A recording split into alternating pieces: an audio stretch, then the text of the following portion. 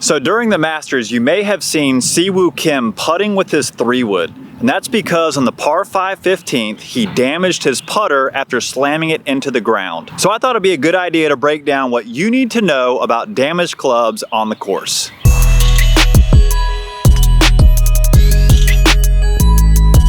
So when it comes to damaged clubs, we want to look at Rule 4, which is about the player's equipment, and 4.1 addresses the player's clubs. But as the rules were originally published back in 2019, they didn't really capture all of the situations in which a player should probably be allowed to replace their club. Because as the rules read now, it says that if a player even accidentally damages their club, they're not allowed to replace it. So to prevent any potential unfair advantage to a player's competitor, Model Local Rule G9 was introduced, which simplifies this entire ruling and has since become widely adopted by every tour out there. It says that if a player's club is broken or significantly damaged, even by the player or their caddy, as long as it's not out of a case of abuse, the player would be allowed to replace their club. So in the case of Siwoo Kim, he clearly damaged his putter out of abuse, which is why he wasn't allowed to replace his club. But this is the ruling that saved Bryson DeChambeau in the last PGA Championship.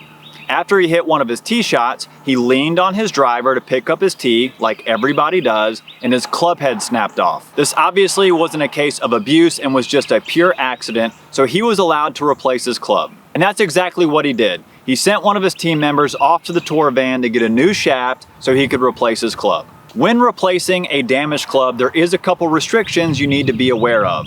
Number 1, you can't unreasonably delay play.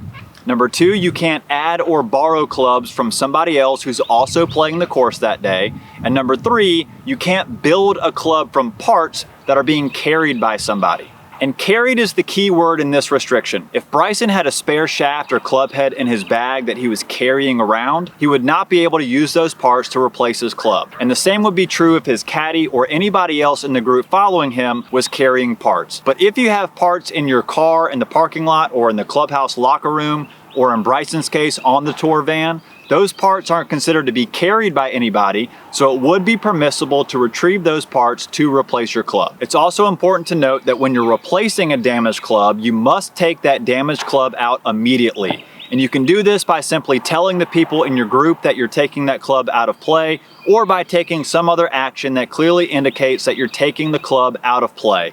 And this would include things like turning your club upside down in your bag, or taking the club out of the bag completely in the best way that you can. But when it comes to damaged clubs, I think the biggest misconception is the idea that if you damage your club, the club becomes non-conforming, therefore you're not allowed to use it. Because if you make a stroke with a non-conforming club, you would get disqualified. And all of that is true to an extent. But if I damage my club during the round, the rules would still treat my club as being conforming for the remainder of that round. It's only after that round has completed does my club become non-conforming.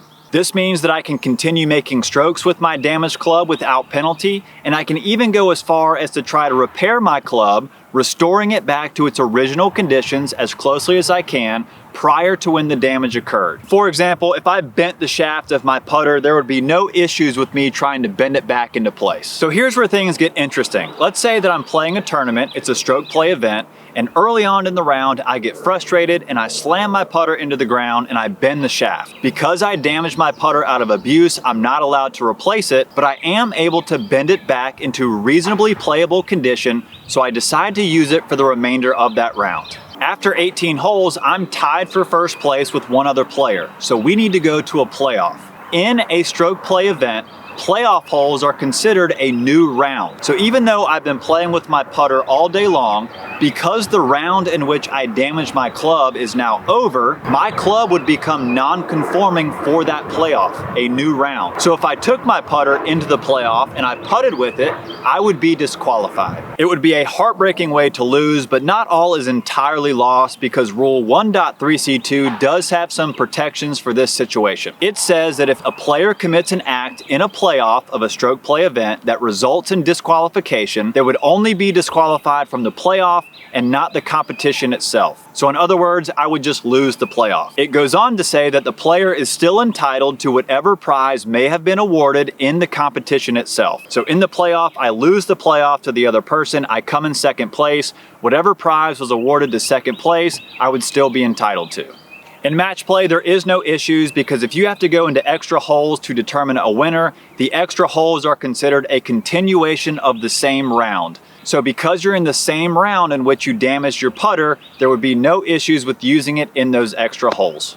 So I hope you found this video helpful. If you learned anything new, do me a favor, hit that thumbs up, click subscribe. It really helps the channel out. If you have any questions about this rule, just drop a comment down below. I'll get right back to you. But until next time, just remember, if you damage your club during the round, you can still use it for the rest of that round if you want to.